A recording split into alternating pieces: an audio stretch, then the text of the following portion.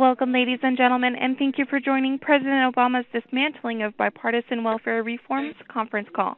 Ms. Andrea Saul, you may now begin. Hey, everyone. Thanks for joining us today. Sorry we're starting a couple minutes late. We wanted everyone to have a chance to join the line.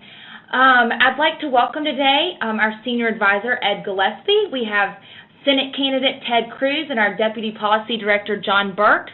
So just to start it off, I'm going to kick it to Ed, and he can talk through what our message is this week and what Governor Romney is going to be talking about. Great. Thank you, Andrea. Thank you all for participating on this call.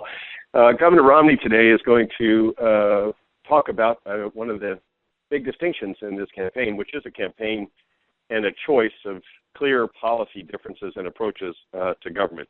Governor Romney, as you know, has been talking very much about the Romney plan for a stronger middle class, more take-home pay, more jobs.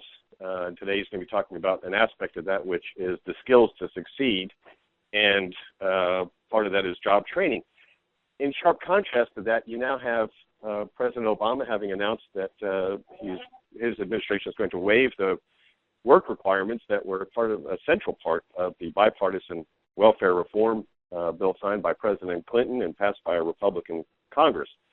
Obviously, the American people are more than happy to help those in need in a difficult time, but this central element of the bipartisan welfare reform bill of work requirements helps those who are recipients of welfare. They want to have independence and self-sufficiency and job training and work hours.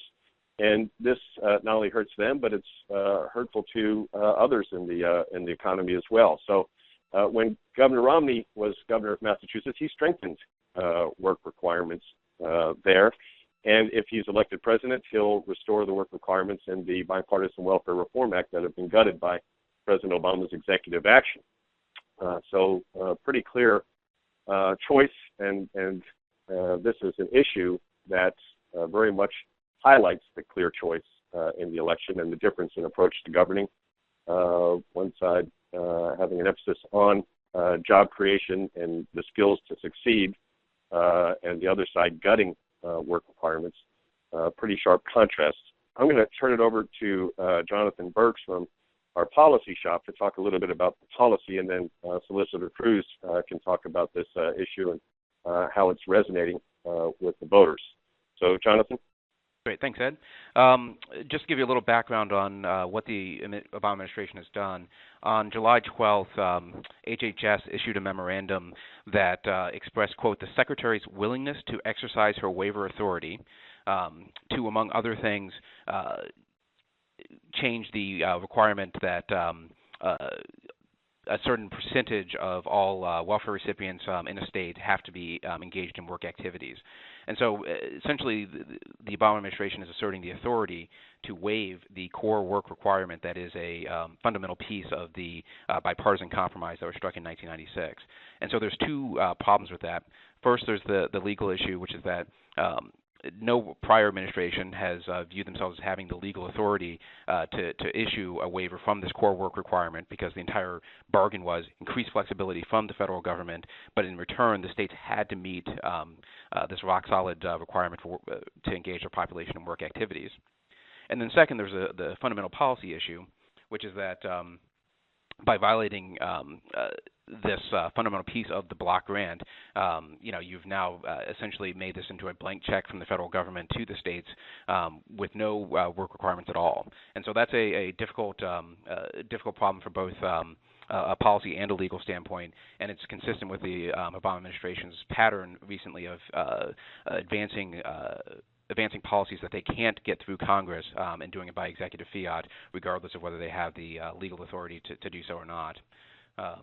As Ed noted, Governor Romney actually has a very strong record on work requirements during his time as governor of Massachusetts, and he both signed into law a provision expanding the work requirements for welfare recipients in Massachusetts, and also vetoed provisions that would have weakened that work requirement. So I think that's the key elements there. Solicitor Cruz, do you want to speak to the broader issue? Sure. This is Ted Cruz speaking. Right now we're engaged in a national debate over big government solutions versus individual responsibility. And I think this issue powerfully illustrates the different approaches between President Obama and Governor Romney.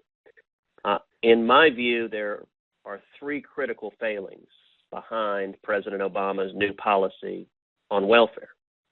Number one, it's fiscally irresponsible. At a time when our nation has $16 trillion in national debt, the idea that this president would eliminate one of the key requirements that reduced the welfare caseload and reduced federal government spending makes no sense. Number two, it is yet another action of executive arrogance by this president. President Obama, if he disagreed with requiring welfare recipients to work or to seek work, he could have gone to Congress. He could have proposed new legislation. He could have tried to make the case to the American people. But he did not do that. He didn't try to make the argument to anybody that work requirements were unnecessary or were counterproductive in welfare. Instead, he simply decreed it by executive order. And this has been a pattern of this administration, where they believe their own ideology trumps the views of the American people.